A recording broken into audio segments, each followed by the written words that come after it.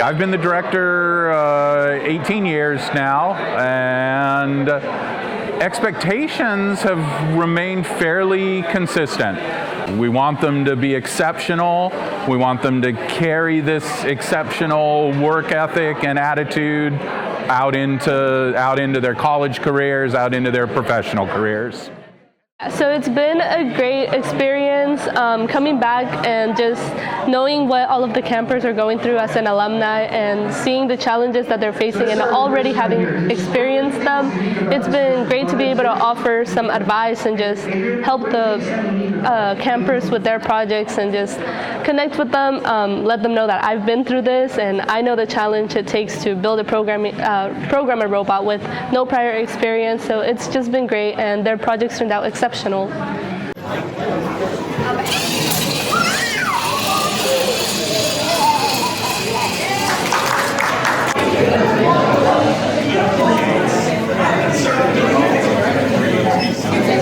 All the academic portions wrapped up last week.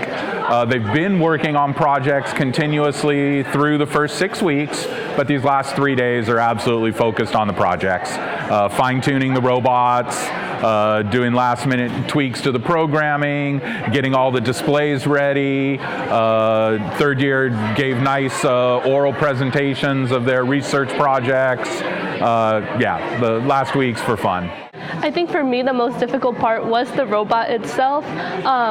It was something completely new to me. It was something I had never seen before, so having to program it with no prior experience was a challenge, but I had wonderful mentors back when I was here that really made an impact on my experience and made it a lot more fun. I always knew I could go up to them and they would be very patient with me and be very understanding that this was our first time ever seeing something like this. So my mentors provided a lot of help for me, so I really wanted to come back and do the same for the current campers. I do have a grandpa that's in the field.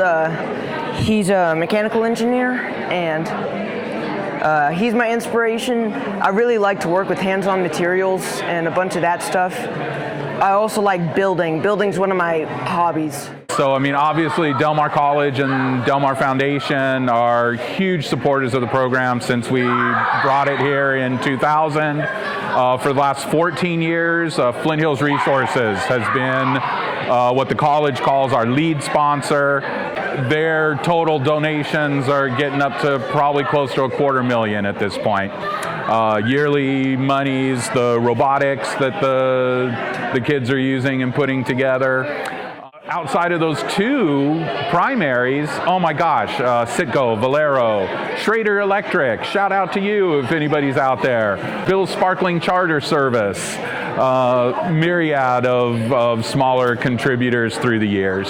Well, whenever I first came here, I'm like, all right, let's get this down, let's get it going. And then after a couple days, I'm like, oh, this is a bunch of work. But I realized that engineers have to do this stuff. Logistics is important, and so is problem solving and engineering. So this camp set me up for success in many ways.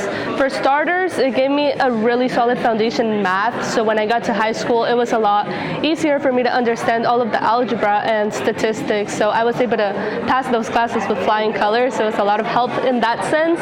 And then of course the discipline that comes with being in a college campus, having college professors teaching you these courses, it's just very helpful. It prepares you to have a more disciplined mindset when it comes to doing your homework and taking notes. So academically it helped in great ways, and then third year research projects, I mean, that made me a lot more confident on talking in front of crowds and working with a group. So it was very helpful in a myriad of ways.